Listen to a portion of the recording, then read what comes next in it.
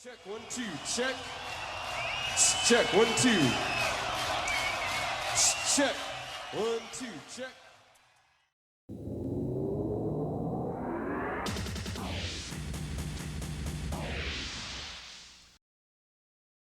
So, in case you haven't watched any of the American Grunge news videos, I've been talking about adding a co host. And she is an expert on everything Generation X. It was born in this weird period in 82 that they call the Zennials. You're not quite Generation X, you're not quite a millennial. So I understand both worlds, right? What we've been doing is every week, because I'm a nosy person and I like to keep up on people's lives that I'll never meet. I find interesting articles and I tell Marie about them, and then she finds interesting articles and she tells me about them, and then you guys watch and we're all entertained at the same time. So let's just jump into this thing. Okay, so the first thing I found that I wanted to talk about comes from Far Out Magazine, and it's about Cobain and his guitars. But you'll be happy to know that this has nothing to do with somebody trying to make money off a Kurt Cobain guitar, because the last two Grunge news videos we've talked about auctioning Kurt Cobain's guitars. The reason why this article is so interesting is Cobain's favorite guitar is not the guitar that everyone thinks it is,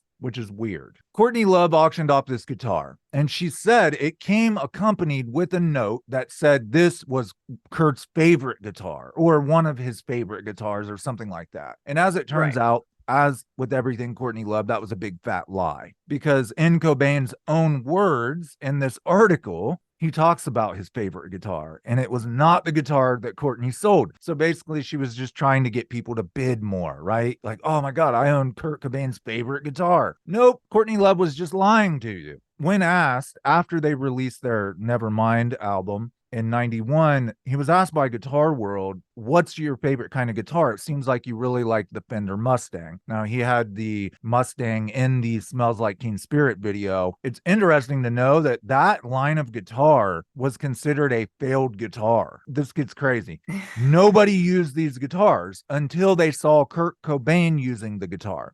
But you have to recall that in 91, when they filmed these videos, he's not a rich musician and he often broke guitars. So he would buy cheap guitars, right? That's why he played the Fender Mustang. Now, of course, because of him, it would go on to become a valuable guitar and a hot commodity. But he told Guitar World shortly after that release came out and they changed the world, he said, I don't favor them. I can afford them. And then he says, I'm left-handed. It's not very easy to find reasonably priced, high-quality left-handed guitars. But out of all the guitars in the whole world, the Fender Mustang is my favorite. I've owned two of them. So he's saying, out of all the cheap guitars that I can afford, that's my favorite cheap guitar, right? And this goes on. It continues. So, can I make an analogy? It sounds like that guitar is like the flannel shirt of guitars. Because remember, nobody wore flannel shirts until grunge musicians who couldn't afford to shop anywhere but Goodwill in Seattle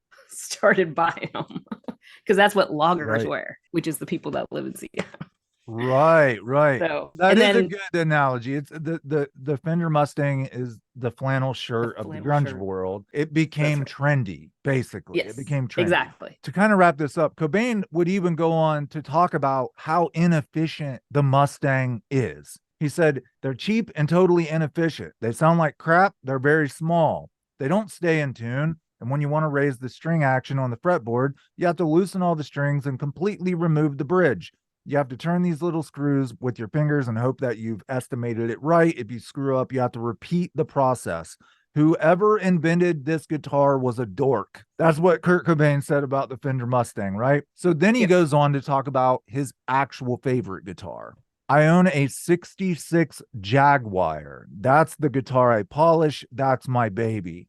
It's amazing to me that even 30 years later, people buy these guitars. I unfortunately, I wanted a Mustang, but as it turns out, what Cobain was saying was when I couldn't afford a good guitar, I would go for a Mustang. Now I can afford a guitar. My favorite guitar is the Jaguar. And if you didn't know, Kurt would actually make his own guitar by taking a Polaroid of his Mustang, a Polaroid of his Jaguar, cutting the pictures in half, taping them together, sending them to Fender, and we get the Kurt Cobain series Fender Jag Stang. So there were some things he liked about the Mustang, obviously, or he wouldn't have included it in his own signature guitar. If I were a guitarist and I was basing my choice of guitar off my love of Kurt Cobain and his musicianship, I would go for the Jag Stang. Again, remember that Courtney Love told everybody the favorite guitar was the Mustang so she could sell it for more money. I just found that interesting that we've been wrong all along, kind of thing. Like, everybody has always equated Kurt Cobain with that guitar. Something I want to point out about this article real quick that didn't make any sense to me. The last sentence of this article says, check out Cobain using his favorite guitar in the Smells Like Teen Spirit video down below. This is a professional journalist. The whole article was about how that guitar wasn't his favorite guitar. It was actually this Jaguar. Right. And then he finishes it by saying, check out the Mustang in the Smells Like Teen Spirit video. That was Kurt Cobain's favorite guitar. It's like, what? How could he miss that? Like, it totally went over his head. Did I not say that the right way? Because I feel like maybe you're like, I don't. No, I think. No, I get it. I'm trying to figure out why he would do that. I mean, I was trying to maybe made no sense. Offer an explanation. It made no sense to me. Like, you wrote an entire article on how we were wrong about Kurt Cobain's favorite guitar and then finished it by saying, actually, you're not wrong. The Mustang was his favorite guitar. Like, what? It made no sense to me whatsoever. But he's the professional journalist. I'm not. So, are you sure? Because some of these guys are just not professional journalists. That's all. I think they just bang out the words and try to get it done as quickly as possible. And they're not really thinking about what they're doing. You have something, I don't know what publication it came from, something about Dave Grohl picking up a hitchhiker, or he was a hitchhiker. Tell us about No, this. He was not a hitchhiker. He was searching for himself. It was after Kurt died, before he had launched Foo Fighters. He was not, feeling good about music at all. He was trying to get away. He went to Ireland and he was out driving around. That's interesting that you said he went to Ireland? Yeah. That's interesting that, like, the last conversation Kurt Cobain had with Charles Peterson, he said he might buy a castle in Ireland or Scotland and that it was his favorite place in the world. And then Dave ended up going there after Cobain died. Well, go ahead. I just wanted to point that out. Yeah, I was gonna say, it doesn't say necessarily that this was like a place for him. He just kind of went. He said, I flew over and I just started driving around, sort of trying to figure out what to do with the rest of my life. So it's like the equivalent to a college kid backpacking in Europe. Yeah. Yes, he was just trying to get away. But the undertone, and I've heard this story a couple of different times, and I may have even read it in one of his books, but the undertone is he was trying to get away from music. I think at one point he even said, just listening to music. I don't know, maybe that was somebody else, but, he just didn't want to have anything to do with it. So he was trying to decide where he was going to go with his life. And he sees this hitchhiker. And the thing that's amazing to me is this is the kind of Dave Grohl seems to be a high risk tolerance person. I mean, he's gonna pick up a hitchhiker.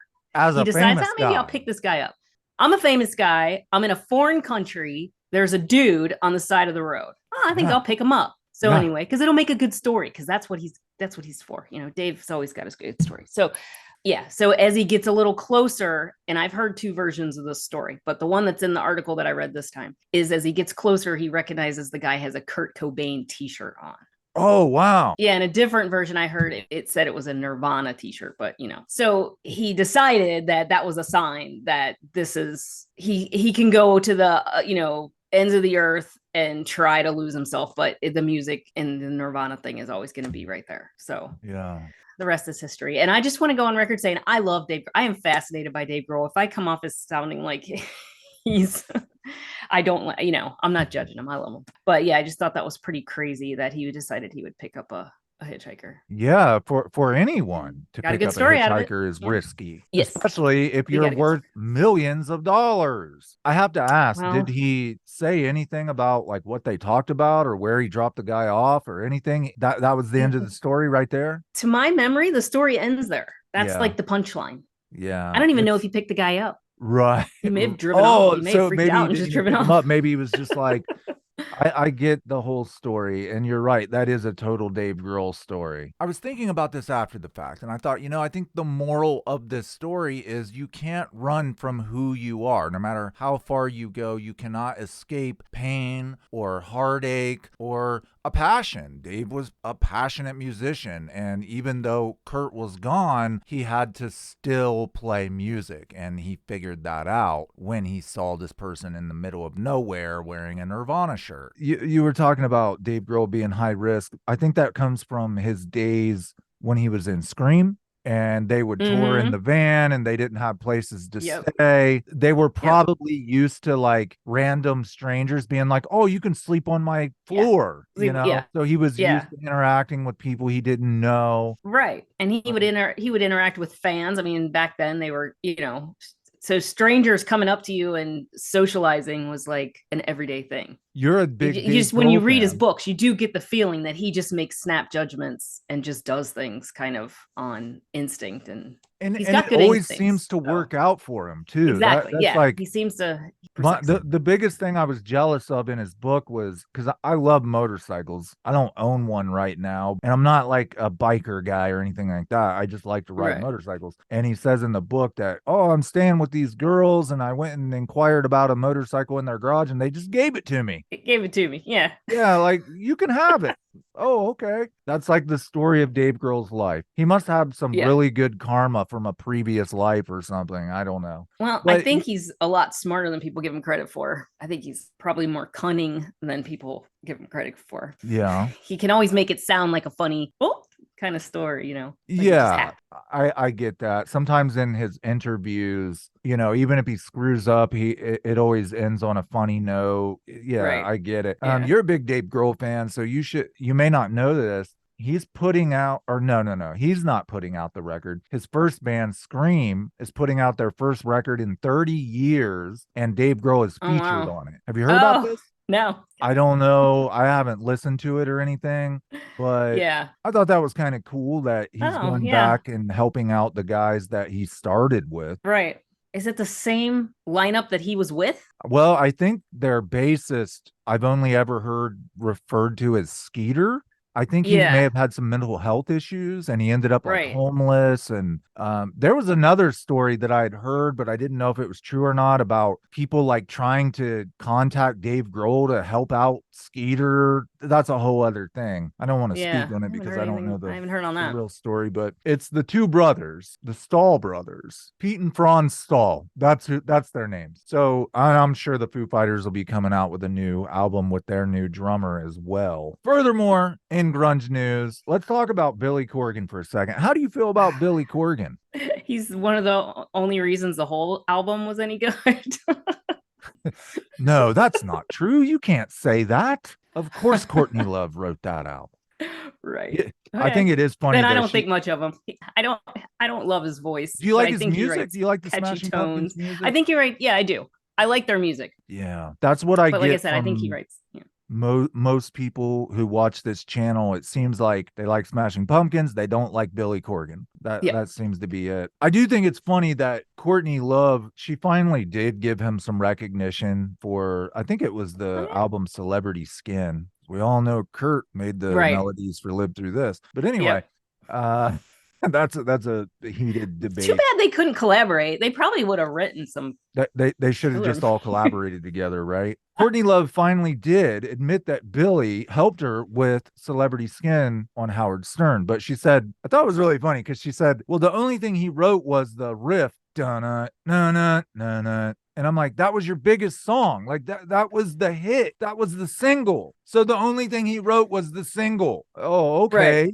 Right. Oh, anyway, Billy Corgan, for those of you who did not know, he's been with this woman, Chloe Mendel, for over a decade. They just got married on September 16th. After 10 years, 2 children, it's like, why get married at this point? But they did. It's their decision. I read this entire article about their wedding. And the thing I found most interesting about it was they didn't interview Billy, they interviewed Chloe. And all she talked about was her extravagant dress and her extravagant vintage dishes and her extravagant meals, this extravagant wedding. And I understand that it was an interview about the wedding, but it's a very long article. And by the end of it, I was thinking, this woman is obsessed with material stuff. She never said anything about Billy or their love for each other or their children or family life. It was all about what jewelry I'm wearing, what dress I'm wearing. Billy's going to take me on a riverboat down the Nile for our honeymoon. It was all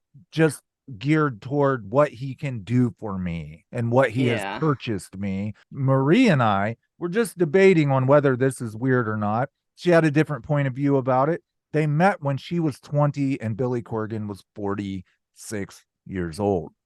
I'm not even 46 years old, and I could not date a 20-year-old woman. I would think it was weird. But you made a good point. If you would like to counter this argument, why do you think that it's okay that Billy has such a younger wife? I think that being a rich, famous person who's been able to have whatever he wants for probably as long as he can remember. There's a lot of reasons, actually. I don't think I was specific. There's a lot of reasons that a 40-something-year-old would want a 20-year-old wife. Mm-hmm. And, there could be a maturity factor there for him. I don't know. True.